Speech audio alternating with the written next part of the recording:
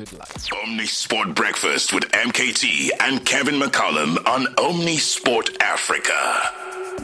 All right, there's cricket that matters. It's being played in Australia, as they say. It's Australia. They love it out there.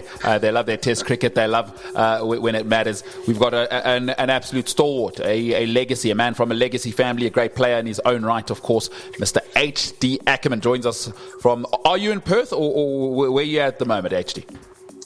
I am in Perth, actually. I'm sitting in a car park outside my favourite coffee shop, looking forward to this discussion. Can I just start off by saying, thank God you haven't got that annoying Australian accent yet. Listen, I think I have to try and explain to everyone. I'm a South African. I just live in Perth. So, for some reason, people think that when you move, that you just suddenly become another nationality. I mean, those who live in Cape Town that move up to Joburg, there's no Joburg person that refers to them as Gautengers. They're still Cape Townians. So I'm a South African through and through. So Labuschagne or Labuschagne?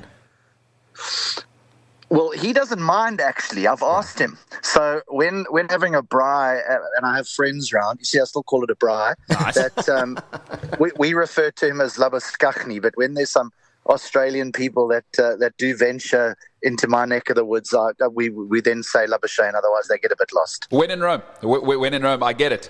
You've got to adjust to your environment. Exactly.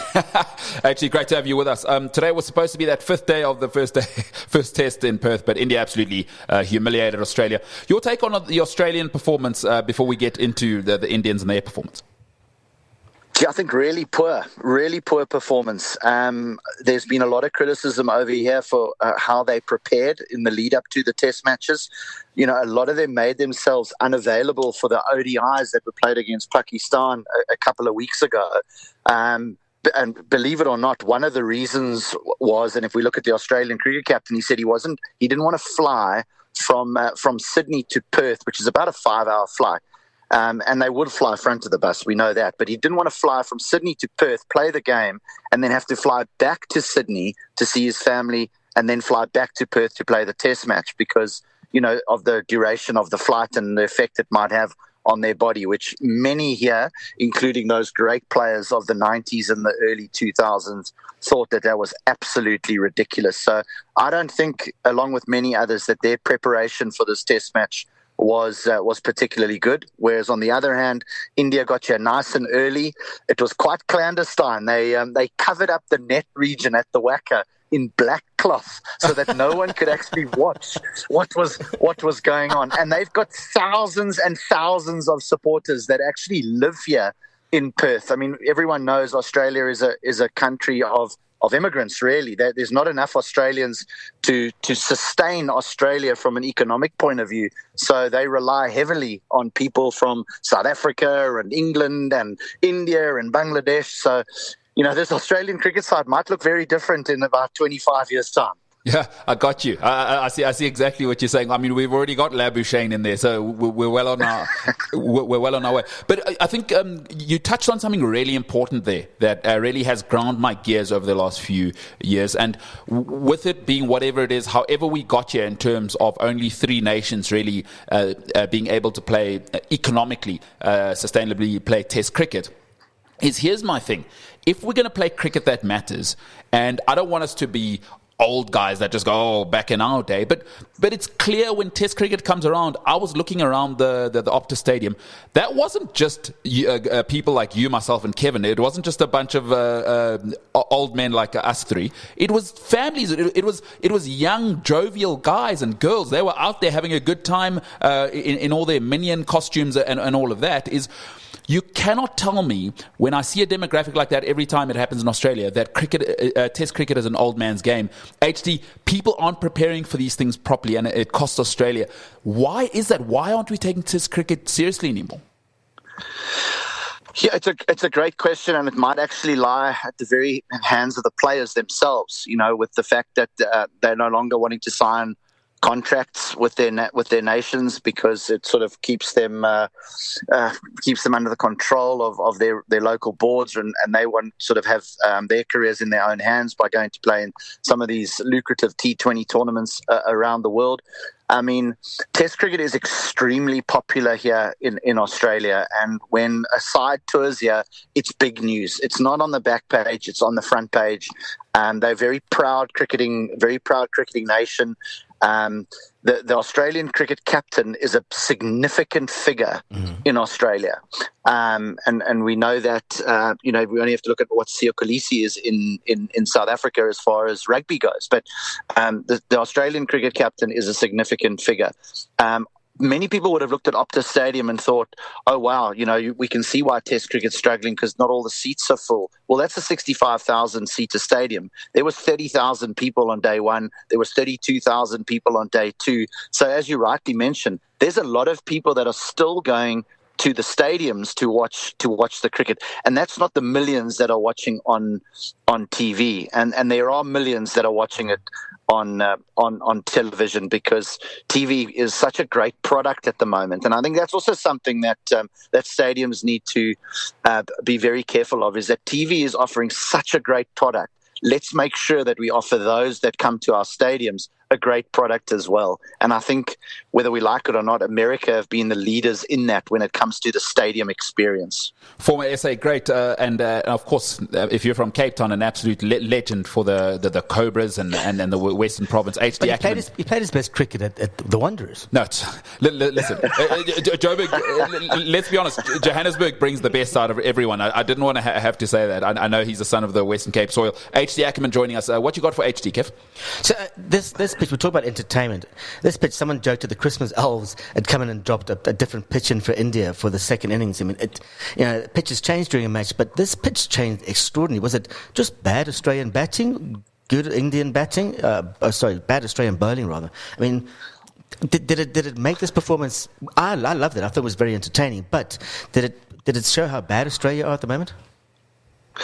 I don't think Australia are bad, Kev. I think that they didn't bat particularly well. I still think they've got a wonderful seam attack. Yeah. Domestically, if you look at their state cricket, there's a lot of young players. And I say young players, they won the Under-19 World Cup in South Africa at the beginning of this year. Yeah. And so they've got a lot of good young players coming through. But I almost think that this team has just reached the tipping point. They're all over 30 years of age. There's just one player that wasn't in this match, and that was Nathan McSweeney, who had a horrible debut. But I tell you what, as an opening batter, you don't want to make your debut at Optus Stadium because the pitch does bounce and it does seam and it does deteriorate significantly because of the Perth weather. And that's not only the heat that we experienced here. I think it was on day 2 and day 3, but the wind as well, and the wind dries the surface out. Okay. Hence the reason why the cracks start to get wider, and then you get that inconsistent bounce. So, but batting in Perth is not easy. The whacker, which is not being used for international cricket anymore, which is sad, is still. I mean, I think Curtly Ambrose got 7 or 8 for 1 at the whacker for 1 run in a Test match that they played here many years ago, and you could. Everyone jokes about Tony Gregg and the keys that went down the cracks. You literally could put car keys down the cracks. They were so wide. And that is because it's difficult for the curator.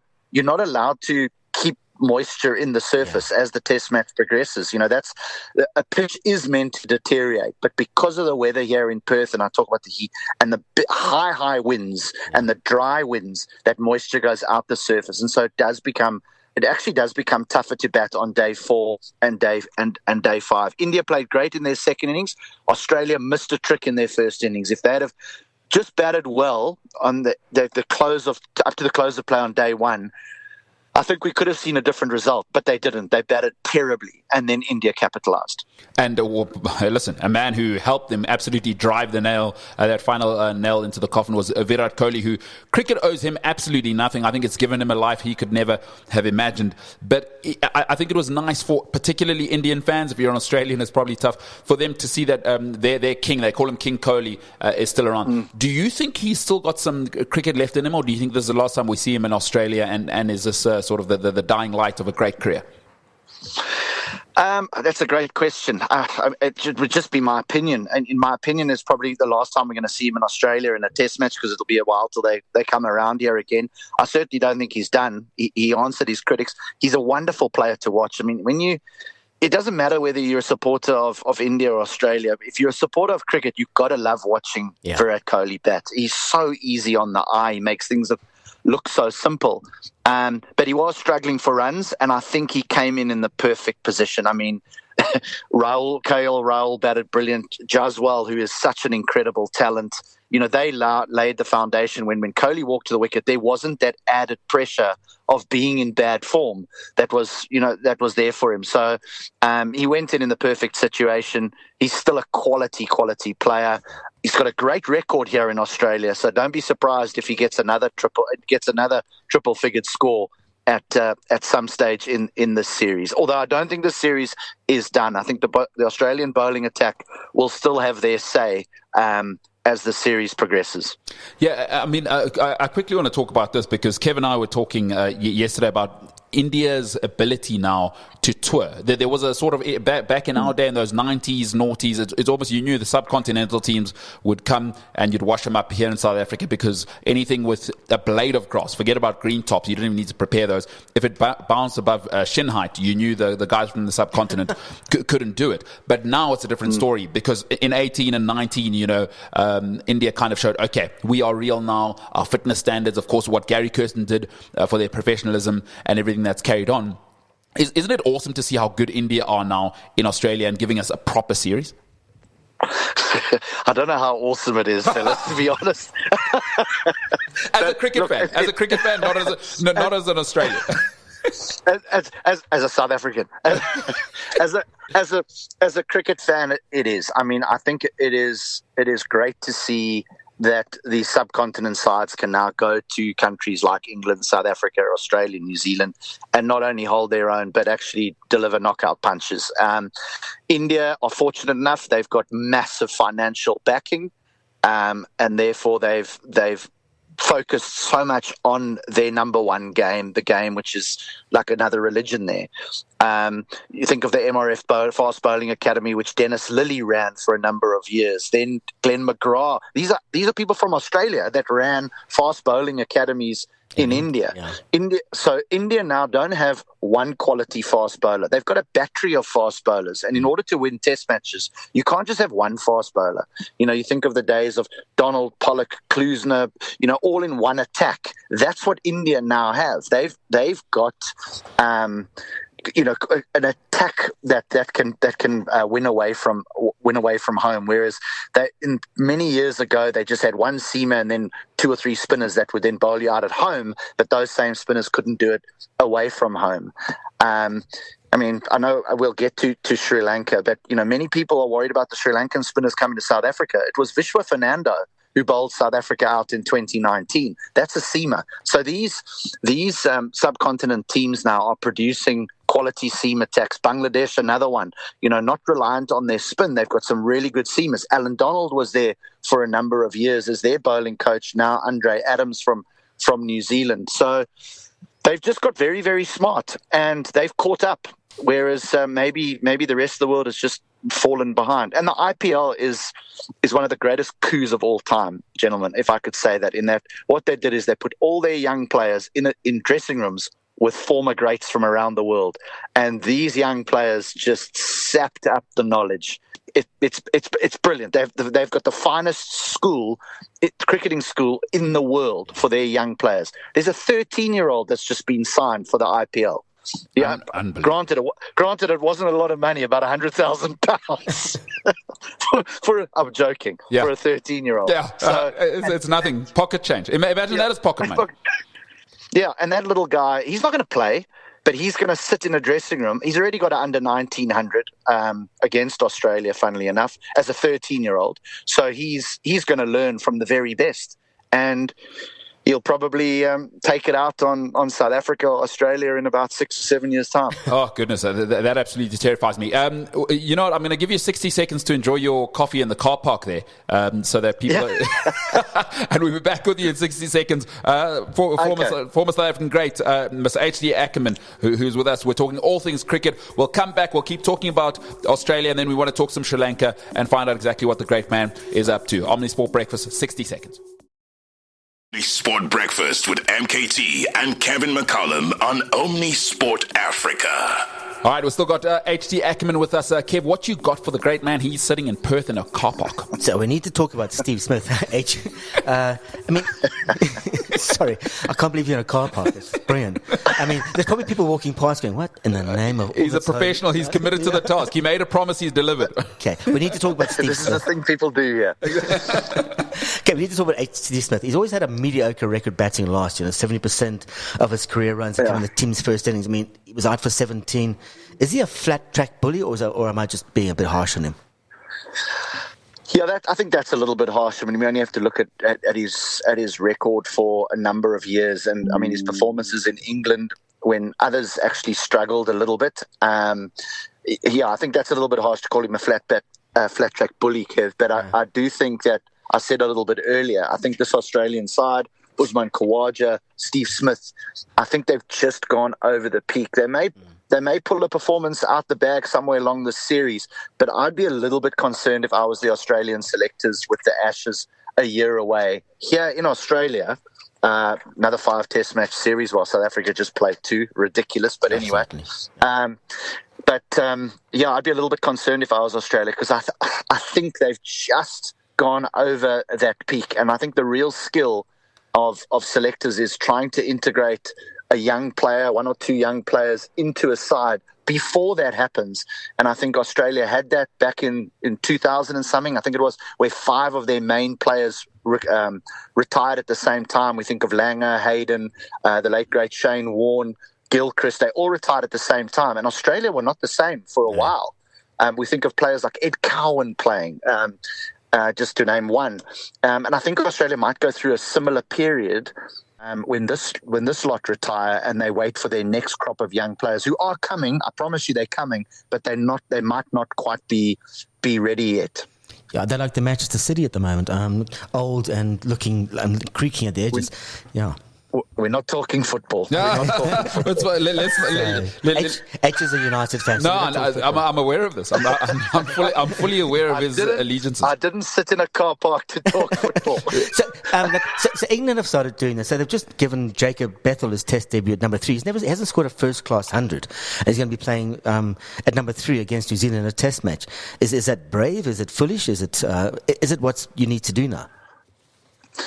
Yeah, I mean, people would have said, well, were India brave to play Tendulkar at 16? I mean, I'm not saying Bethel is Tendulkar, but I think if you're good enough, you're old enough. Yeah. If we look what Australia did in all those successful years, though, is that they sort of Ponting started at 6 and then found his feet and then moved in at number 3. Number 3 is a big position to make your debuts in at a young age, but. I think Australia did that well. They gave Hayden a taste. They gave Langer a taste. They gave Martin a taste. And then they almost said to them, okay, go back and now learn your trade. This is what's required.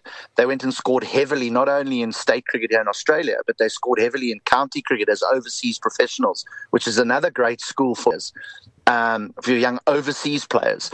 And then they reap those rewards. So I think Australia, they need to start bringing in 1 or 2 young players into the setup. They're doing it in the one-dayers. With there's a young fella called Cooper Connolly, who I think is going to have a very, very bright future. There's a Jake Fraser McGurk, who they're bringing in the one-dayers. I think he still needs to work out whether to stick or twist when he bats because he just goes at 1,000 miles an hour. But they are starting to do it in the one-day arena, but they might need to do it sooner rather than later in the test arena. Otherwise, England might win an Ashes here in Australia, which no one wants to see. No, nobody needs to see that. Nobody needs that all over Sky Sports. We get Sky Sports here in South Africa already. It's bad enough. Want to wrap up on the Australian stuff here. I was talking to a friend about 3 days ago when I heard David Warner. Now, I understand. I know you're a commentator. I just want to make this very clear. This is my opinion. I said, I want... If I'm ever lucky enough to get married, I want my wife to be as forgiving as Australian cricket because David Warner's on Channel 9 and Steve Smith after Sandpaper Gate is just back playing like nobody's doing anything about it. I mean, on a serious note, has that left a stain on a mark? Because let's be clear, let's separate the art from the artist. Steve Smith is an all-timer. Yeah, like I don't get what people say. He is an all-timer. To average high 50s, 8,000 plus runs, like you're proper. But the Sandpaper Gate, does that leave a mark on his legacy, and does that even matter really? to the Aussies. Guys, I'll be honest with you, is that I was so surprised with the reaction here. I know it's a few years ago with Sandpaper Gate, is the Australians were livid. The public was livid with what happened in Cape Town. So much so that I found myself sticking up for the three because I know that South Africa have been caught. We remember that Philander, Faf du Plessis, Stuart Broad from England stepping on the ball, Afridi biting the ball. They've all done it at some point, but it was so brash with the Australians and it was so in your face that I think that sort of hit the headlines and obviously they had to take it on the chin. But I thought the Australians would be very defensive of them. They weren't. They wanted them gone, and they wanted them gone forever. I emceed a breakfast here, not soon after, about a couple of years after, and Cameron Bancroft was sitting at the table just in front of the stage, and Kim Hughes. I don't even remember Kim Hughes. The great Kim Hughes, Right, and Kim Hughes spoke. It didn't matter what question I asked him. I could have asked him about how the derby between City and United was going to go on the weekend. He referred to Bancroft at every possible opportunity and how he should never be allowed to play cricket in this country again. Wow. It was absolutely amazing. I was embarrassed. I didn't know where to go as an MC because I was like, I'm trying to move around this subject and you just won't let me go. And so, yeah, I was very surprised. And Warner is definitely like Marmite. In Australia as well, is that they either like him or they hate him. There's no middle of the road. I received a text message yesterday from someone that said, switch on the TV to watch India, Australia. Here, David Warner, turn off the TV to watch Australia versus India. So, yeah, he's... I don't know whether Fox Cricket have got him on there so that he doesn't release his book yet and reveal all on Sandpaper Gate. Who knows? Who knows? What they say, keep your enemies closer. Yeah, I almost couldn't believe my ears when I heard it. And you know, I've got nothing invested in it. I just thought, my God, especially for such a conservative place like Australia, you would think that they don't want to have that sort of noughties 2010s. They've tried to move away, especially with Cummins being gentlemanly, that they sort of really try to move their brand away from that. Remember what was the docky they had, the test match, right? The test. Yeah, the test. That they that was like a big PR push, right? To kind of just be like, hey, we're good blokes. Yeah, it was a difficult one because even, you know, they made Justin Langer the coach, and, you know, Justin Langer, I think, still sleeps with his baggy green, and if you didn't know it, he'll tell you because that's what he says every 5 minutes. Yeah. But, you know, he is really one of Australia's favourite sons, and he's certainly Western Australia's favourite son. So when he came in and sort of rectified everything, gave them the passion back, play for the baggy green, and then the players got rid of him. And let me tell you something, Western Australia wanted to become independent. They didn't want to know the rest of Australia on what they did to their favourite son, Justin Langer. So the players sort of went down in the public's estimation again. But, you know, Pat Cummins is a clean-cut guy. He's a good leader. He's a wonderful cricketer. They're a great cricketing nation. You know, I know that we say that we love to hate them, but they're very similar to South Africans in that they love their sport. They back their team no matter what, and they winners. They want to win. They don't want to come second, and when they come second, it hurts them. So, yeah, you know, that Sandpaper Gate hurt them, but this weekend will have hurt them, and they'll come back. They'll come back stronger for it. Just with regard to the David Warner broadcasting, and I know it may sound a bit sour grapesish, but not really. But Kevin will agree with me. I think it's quite sad, really, that every single player that sort of comes out of the international arena is just afforded the opportunity just to sit behind a microphone. Yeah. Because there's so many.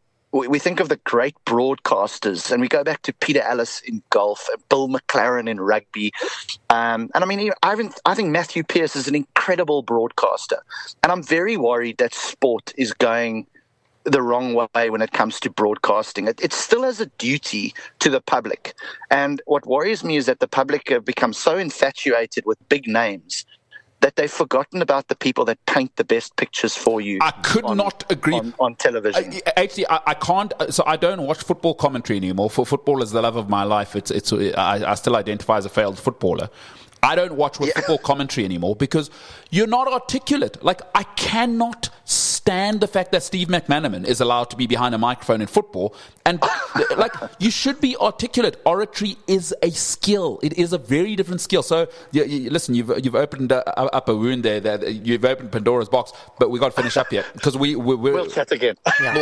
We'll chat again. But we're South Africans living in South Africa. Kev's got one last question for you. I've got 90 seconds for you, HT. Okay. Bavuma's back. Okay. Markram can't buy a run. Kakisa Rabada's back. Sri Lanka, a big test for South Africa? A very big test. Both teams in the World Test Championship. This is South Africa's best chance to get into a World Test Championship final, because in the next sort of circuit, Kev, they've got England, Australia, and India. So it'll be very, very difficult for them. But I'm surprised they're playing in Durban and PE, considering that's where Sri Lanka won both the test matches in 2019, I think it was. Yeah. But I do think that they've got the guns, South Africa. Janssen coming back, Kutsia coming back, Rabada, the superstar that he is. We give Bavuma a lot of criticism, but he's still our most consistent test batter. If he can just stay fit, that's the concern. Yeah. But I think South Africa are going to sneak into that World Test Championship final, fellas, and I'm going to have a big, broad smile when they do. Love to hear it. A South African, let's be very clear, a South African in a Perth car park. He identifies as a South African. HT Ackerman, really, really appreciate your time. And man, you got the goods. You're doing it, man. I wish you nothing but the best out there, and hopefully we can have you on again. This was awesome. Anytime. It's so great to just hear the accent. Absolutely love it. HT Ackerman. Let's finish off on this one. Which retired Indian spinner was known as the Turbinator? Harbhajan Singh, 103 tests, 417 wickets. Used to carry his own ball on top of his head. Absolutely, with his turban. Yeah. Brilliant player. Now a politician, by the way. Yes. Now a politician in India, the Turbinator. How great is HT Ackerman, by the way? No, he's still listening to us, so we better just say nice things until he goes off. Yeah. Let's say nice stuff while he can hear us. You don't want him punching his window in his car park in Perth. Love it. Oh, man, he was brilliant. What a show that was today. That is it for today, though. Join us tomorrow for the latest in sport from Africa and around the world. Listen live and on demand. Welcome to Omnisport.